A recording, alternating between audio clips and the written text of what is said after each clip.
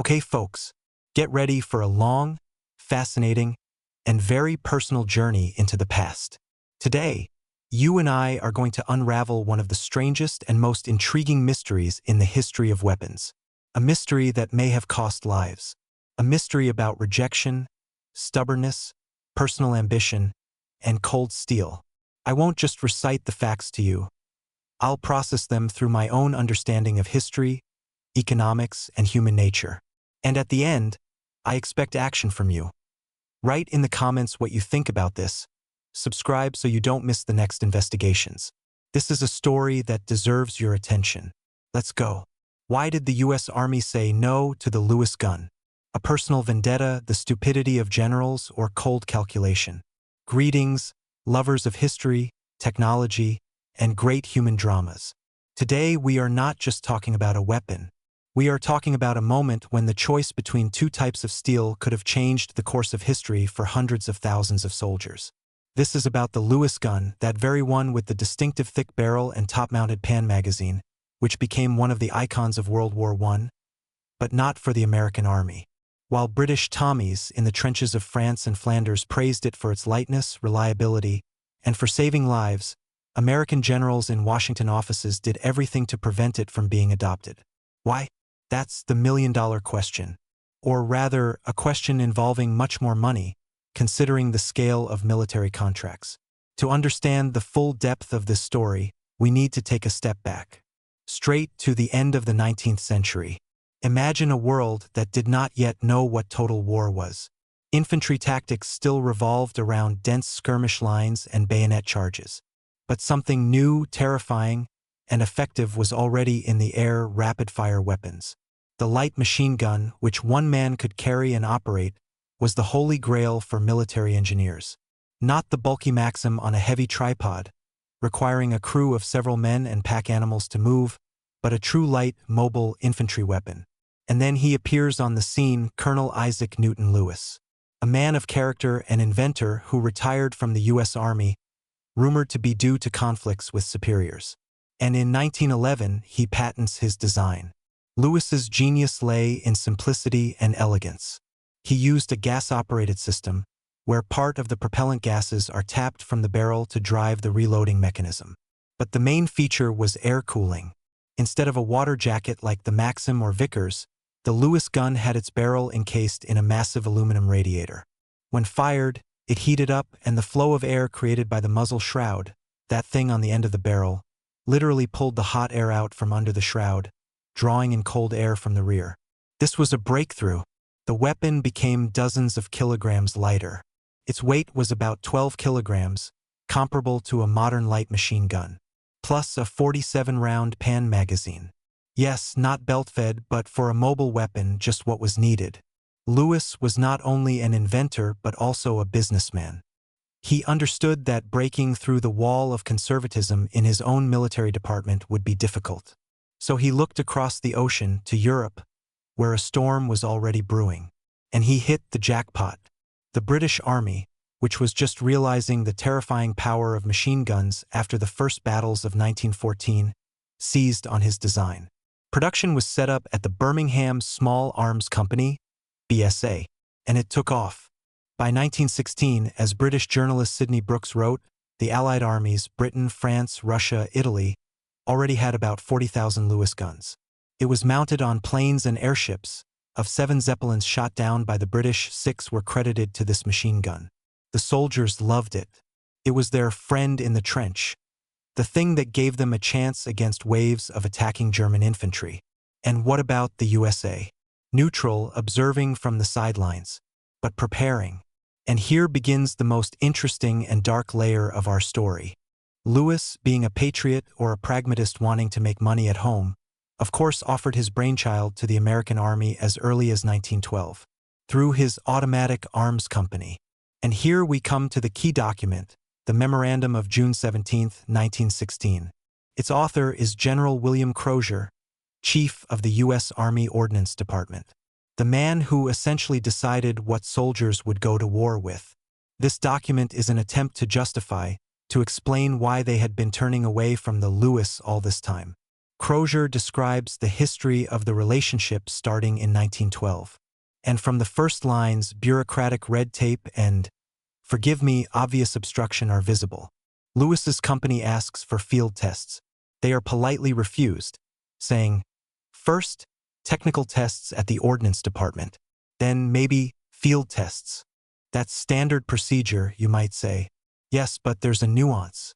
When a board is finally assembled in 1913 for comparative tests, the Lewis, one of 7 contenders, fails miserably. The figures Crozier cites are damning. 206 jams and malfunctions, 35 broken parts. For comparison, the Vickers gun had 23 jams and 0 breakages.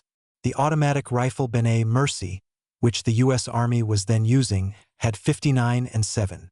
Based on this, the board, consisting of officers of infantry, cavalry, and artillery, renders a verdict. The Lewis gun is not considered superior to the standard due to unreliability. It is not even admitted to the field tests in Texas. The winner is the lightweight Vickers, a water-cooled machine gun, heavier, more expensive, but, in the board's opinion, more reliable. And here, friends, we need to turn on critical thinking and analysis.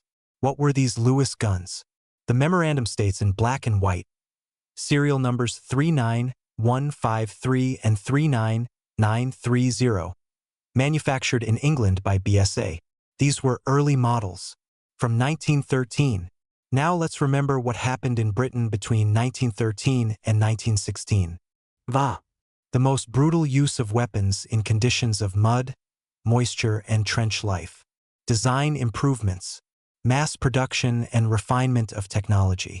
By 1916, the Lewis model of 1913 and the Lewis model of 1916 were, as they say in Odessa, 2 very different things. Britain was receiving an updated, refined, reliable machine gun, and American generals judged by the unsuccessful early prototypes and closed the topic for years based on that. But the pressure was mounting. The press, the public, congressmen were asking questions. Why are our allies fighting with a magnificent weapon, and we are ignoring it? And in 1916, under this pressure, the Ordnance Department agrees to new tests. This time from an American manufacturer, the Savage Arms Company. And what do you think? These machine guns pass all the tests, but the decision has already been made. Mentally, Crozier and his apparatus cannot back down. Adopting the Lewis now would mean admitting their previous mistake. Their inertia. This is impossible for the bureaucratic machine. And here we come to the juiciest part, the theory of personal conflict. Historians and contemporaries noted that a chasm of mutual dislike lay between General Crozier and Colonel Lewis. It was said that they had clashed even when Lewis was serving in the army. Lewis, a brilliant but headstrong inventor; Crozier, a pedantic administrator and guardian of the Treasury's interests. There is an eloquent fact. When in 1917 the U.S. entered the war and Lewis, driven by patriotism, decided to return all the money, over $1 million, received from Savage Arms for Army deliveries, which, note, never became mass, the Secretary of the Treasury requested Crozier's opinion. And the general, while agreeing, could not resist making sarcastic comments about Lewis in his correspondence. This is the level of a schoolyard feud, but with stakes of thousands of lives. The irony of fate reached its peak when units of the United States Marine Corps arrived in Europe. They, the clever ones, had managed to obtain and love the Lewises. But what does the command do? By order, it confiscates the Marines' beloved machine guns and replaces them with French Chow-Chat machine guns. Yes, that very Chow-Chow, considered perhaps the worst light machine gun of World War I, with its terribly complex, unreliable design and odd magazine. They explained it by standardizing ammunition, but many saw in this the hand of Crozier and his stubbornness. If not our Vickers, then even French junk, but not the Lewis. Let's engage in some economic and geopolitical analysis for a second. Why might this decision, beyond personal ambitions, have been beneficial to the system? The U.S. Army at that time was betting on the Vickers. Production lines, contracts, kickbacks, which of course were not spoken of aloud. Everything was tied to this system. Adopting the Lewis meant not only admitting a mistake but also investing millions in new production, retraining, logistics, and the Vickers was a proven, albeit heavier and more expensive, heavy machine gun. In the doctrine of the American Army of that time, the machine gun was still viewed more as a means of support from a static position, rather than a mobile offensive weapon. This was a fundamental error that the Europeans had already corrected with blood.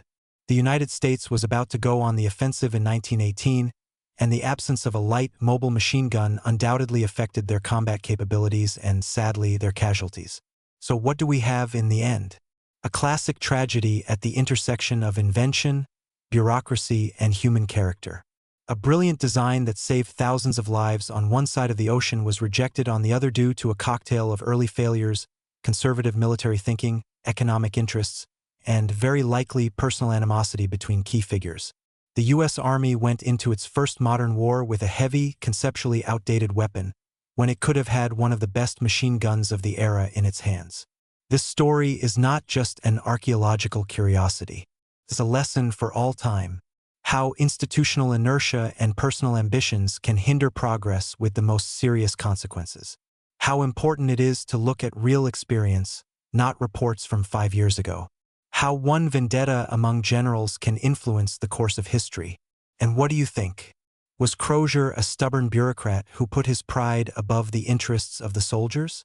Or did he have valid, rational reasons that we don't fully understand now?